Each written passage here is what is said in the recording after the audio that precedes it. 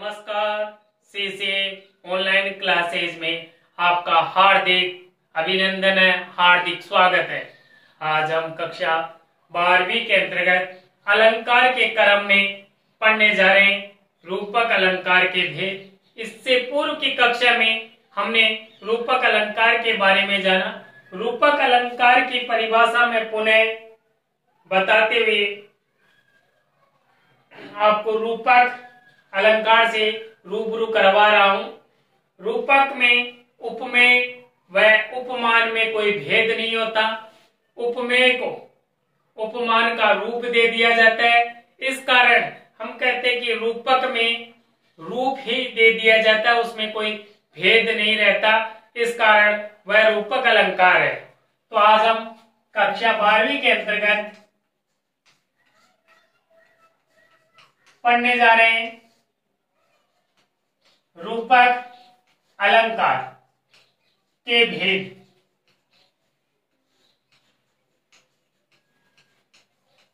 मुख्यतया रूपक अलंकार के दो भेद माने गए हैं, अभेद रूपक तथा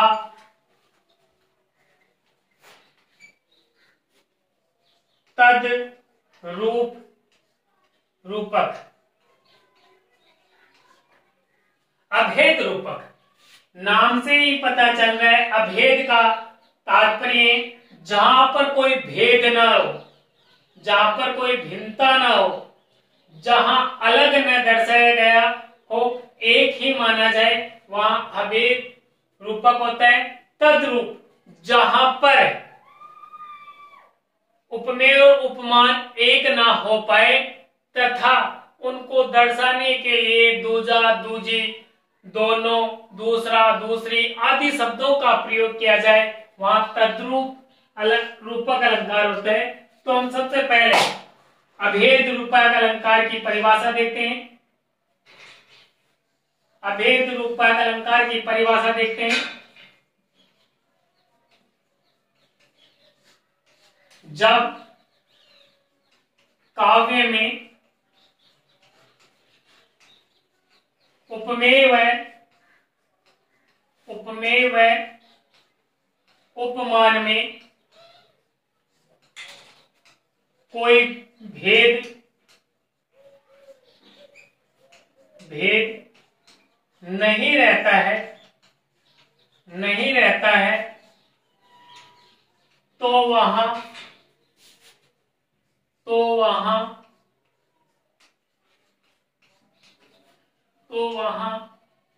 अभेद रूपक अलंकार होता है। अभेद रूपक अलंकार होता है। अलंकार होता है।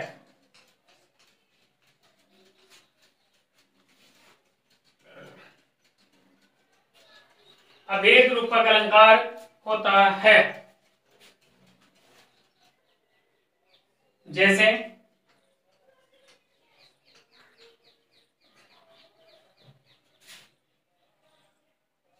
चरण कमल। चरण कमल, तो यहां पर चरणों को, पैरों को क्या बताया गया है? कमल बताया गया है। क्या बताया गया है? कमल बताया गया है। तो यहां पर उपमेय तथा उपमान में कोई भेद नहीं होने के कारण यहां पर अभेद रूपक माना जाता है। आगे देखते हैं तद्रूप रूपक। वैसे देखा जाए तो अभेद रूपक के 3 भेद माने जाते हैं, लेकिन आपके सिलेबस के अकॉर्डिंग इतना विस्तृत अध्ययन की आवश्यकता नहीं है। वैसे समझने के लिए मैं आपको बता देता हूं। इसके 3 भेद माने गए: सांग रूपक, निरंग रूपक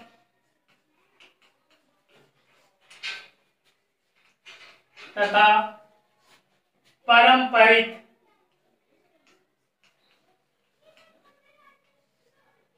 पारंपरिक परिरूपक। तो इस प्रकार अभेद रूपक के 3 भेद माने गए, सांग रूपक, निरंग रूपक और पारंपरिक रूपक। सांग रूपक में जहां अनेक रूपक आए वहां सांग रूपक अलंकार माना जाता है। निरंग रूपक जहां पर केवल एक रूपक आए वहां निरंग रूपक माना जाता है। पारंपरिक रूपक जहां पर 2 रूपक आए वहां पारंपरिक रूपक माना जाता है। तद्रूप रूपक,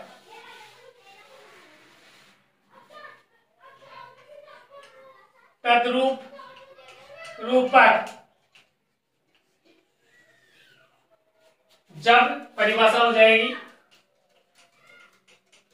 परिभाषा हो जाएगी जब काव्य पंक्ति में, जब काव्य पंक्ति में,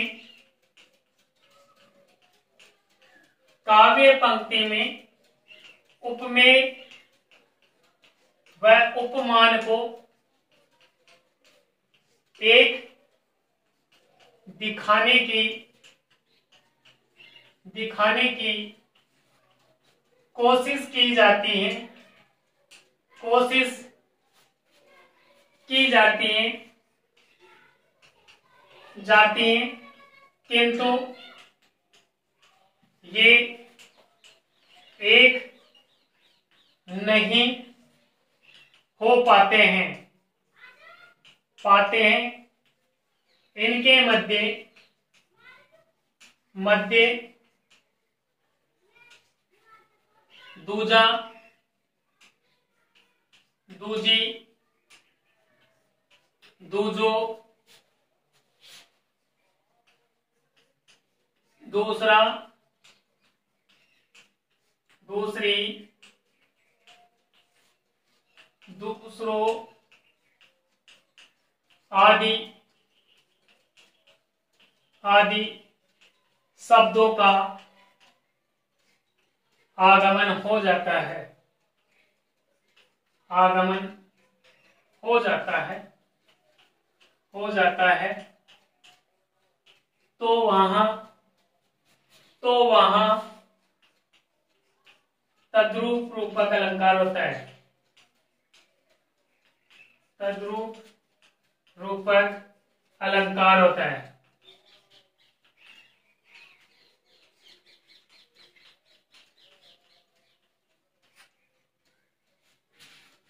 जैसे हे सुंदरी,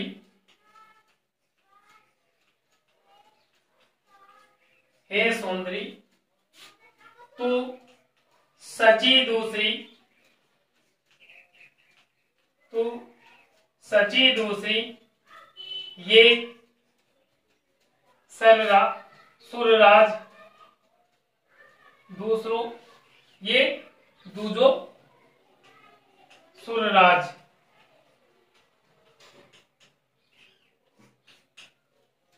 एक सखी दूसरी सखी से कह रही, हे सुंदरी तू सची दूसरी, तू दूसरी सची है और जो तुम्हारे पति हैं, स्वामी हैं, वो सुरराज दूसरे इंद्र है, अर्थात इंद्र की पत्नी कौन है? सची। तो उसे क्या बताया गया? दूसरी सची बताया गया। और इंद्र को, उसके पति को, उसके स्वामी को क्या बताया गया? दूजो इंद्र, दूजो सुरराज। तो इस प्रकार से तद्रूप रूपक अलंकार में दूजा, दूजी, दूजो, दूसरा, दूसरी, दूसरो आदि शब्दों का आगमन हो जाता है। इस कारण वह तद्रूप रूपक माना जाता है। धन्यवाद, आज के लिए इतना ही।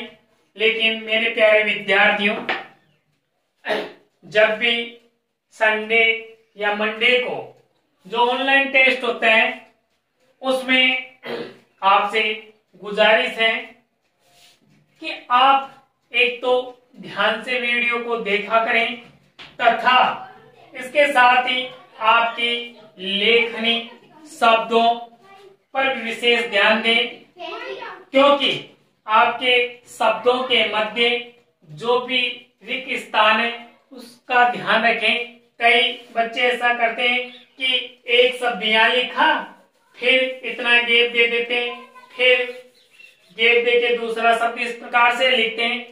इन शब्दों का जो गैप है, जो इनके मध्य अंतराल है, उन अंतरालों का ध्यान रखें ताकि आपकी लेखनी सुंदर, स्पष्ट व दिखने में सौम्य लगे, ताकि जो भी परीक्षा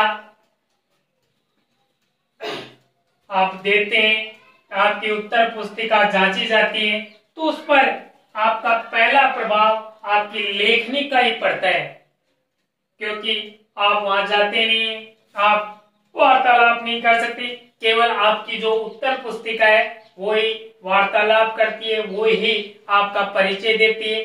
आपको नंबर दिलाने का कार्य आपकी लेखनी है, आपका स्पष्ट लेख है, तथा कम से कम अशुद्धियों का प्रयोग करें। जहां तक हो सके क्लिष्ट शब्दों का प्रयोग करने से बचें, सरल शब्दों का प्रयोग करें ताकि आपसे अशुद्धियां ना हो और शुद्ध, स्पष्ट तथा अक्षरों की बनावट, उनकी सुंदरता, उनकी मोटाई, उनका रूप, इन सभी का आप ध्यान रखें। धन्यवाद।